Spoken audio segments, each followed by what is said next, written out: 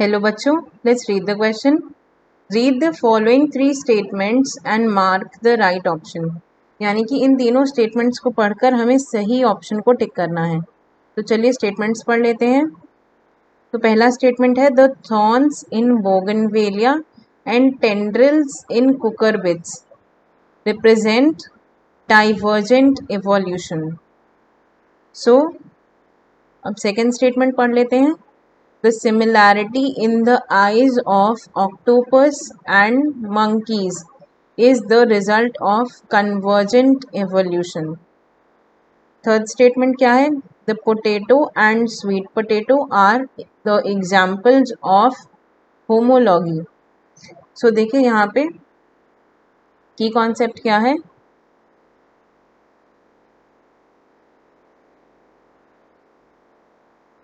Evolution,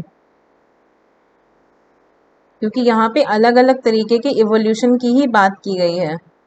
तो देखिए पहला वाला जो स्टेटमेंट है इसमें किस टाइप का एवोल्यूशन आपको देखने को मिल रहा है? यहाँ पे है डाइवर्जेंट एवोल्यूशन. तो ये डाइवर्जेंट एवोल्यूशन क्या होता है सबसे पहले वो समझते हैं. पहले स्टेटमेंट में डाइवर्जेंट इवोल्यूशन, ये उस टाइप का इवोल्यूशन होता है जब किन्हीं ऑर्गेनिजम्स में एक ही तरीके का स्ट्रक्चर अपने अपने इन्वायरमेंट के हिसाब से अलग अलग तरीके से अडेप्ट कर जाता है. यानी कि when structures of similar kind of origin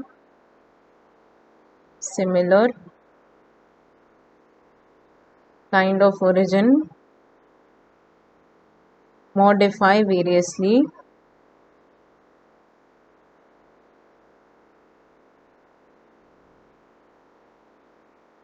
as per the need of organism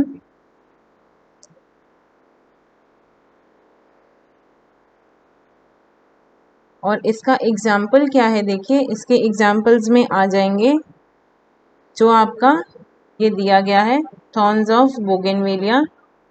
example है थॉर्न्स ऑफ बोगनवेलिया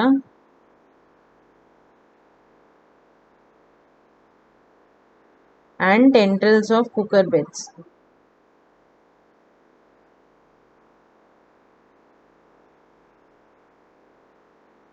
अब इसी के एग्जाम्पल में आप देख लीजिए ये जो थॉर्न्स हैं, हमें पता है थॉर्न्स किसका काम करती हैं? थॉर्न्स काम करते हैं प्रोटेक्शन का. यानी थॉर्न का फंक्शन है प्रोटेक्शन फ्रॉम द प्रेडेटर्स. और टेंड्रिल किस में मदद करती हैं? तो टेंड्रिल मदद करती हैं क्लाइंबिंग में. पर ये दोनों ही जो मॉडिफिकेशन है ना, ये एक्सिलरी बड से ही ओरिजिनेट होते हैं. किससे? पौधे के एक्सिलरी बड के पार्ट से. यानी कि देखिए इनका ओरिजिन सेम है और इनके फंक्शन अलग अलग हैं. तो ये डाइवर्ज हो गए ना according to the need of the plant, ये डाइवर्ज हो गए इनके स्ट्रक्चर्स. तो ये डाइवर्जेंट इवोल्यूशन का भी एग्जाम्पल है. और सिंस इनका ओरिजिन सेम जगह से है और फंक्शन अलग अलग है तो हम इन्हें क्या कहते हैं? होमोलॉगस ऑर्गन भी कहते हैं. यानी कि ये जो थॉर्न और टेंड्रिल हैं इन्हें हम होमोलॉगस ऑर्गन्स भी कहते हैं.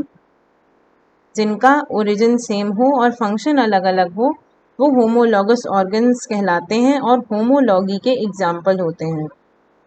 होमोलॉगी, इसके और भी एग्जाम्पल्स होते हैं जैसे पोटैटो और जिंजर दोनों ही शूट से बने हैं. रेडिश और कैरेट दोनों ही मॉडिफाइड रूट्स हैं. उसी तरीके से मॉलिक्यूलर होमोलॉजी में प्लाज्मा प्रोटीन जो मैन और एप में पाए जाते हैं वो सिमिलर हैं. यहाँ तो ये कॉन्सेप्ट काफ़ी लंबा हो जाएगा इसलिए मैंने लिखा नहीं है. इसके बाद देखिए जो सेकंड आपका ऑप्शन है उसमें हमें क्या सुनने को मिल रहा है? Convergent evolution. तो कन्वर्जेंट एवोल्यूशन की बात कर लेते हैं. कन्वर्जेंट एवोल्यूशन, तो ये किस टाइप का एवोल्यूशन है कि जहाँ पर स्ट्रक्चर्स जो हैं डिफरेंट काइंड के structure, different types of structures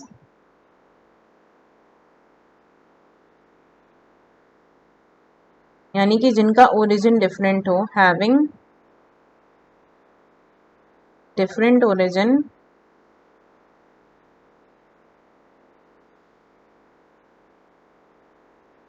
converge to perform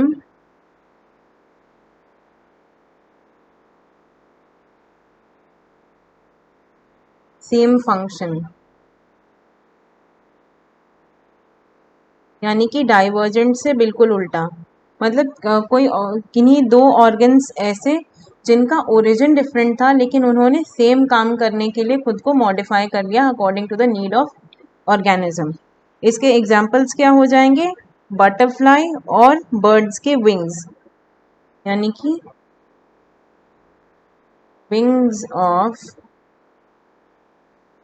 birds and butterflies, दोनों का जो ओरिजिन है ना वो अलग अलग तरीके से होता है। बटरफ्लाई, दोनों का ओरिजिन अलग अलग है पर दोनों का काम सेम ही है, क्या, उड़ना, फ्लाइट।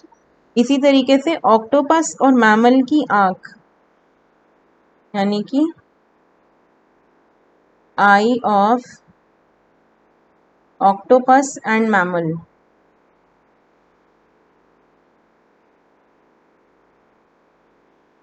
दोनों का ओरिजिन अलग अलग तरीके से होता है लेकिन दोनों का एक ही काम होता है, क्या, विजन प्रोवाइड करना।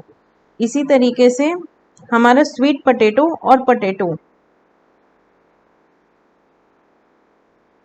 स्वीट पोटैटो एंड पोटैटो, इसमें देखिए ये स्वीट पोटैटो जो है ये क्या है, रूट का मॉडिफिकेशन होता है, रूट मॉडिफिकेशन। और ये पोटैटो क्या होता है, ये होता है स्टेम का मॉडिफिकेशन। तो यहाँ पे इन दोनों का देखिए मॉडिफिकेशन का जो पार्ट है वो अलग है लेकिन काम दोनों का ही सेम है, दोनों फूड मटेरियल स्टोर करते हैं और ह्यूमंस के खाने के काम आते हैं। तो यहाँ पर इन सब के ओरिजिन अलग अलग तरीके से हैं लेकिन फंक्शंस आपस में एक जैसा है, तो वो है कन्वर्जेंट एवोल्यूशन। इन्हें हम एनालॉगस ऑर्गन्स भी कहते हैं, यानी कि विंग्स ऑफ बर्ड्स और बटरफ्लाई को हम आपस में क्या कहेंगे, एनालॉगस ऑर्गन्स।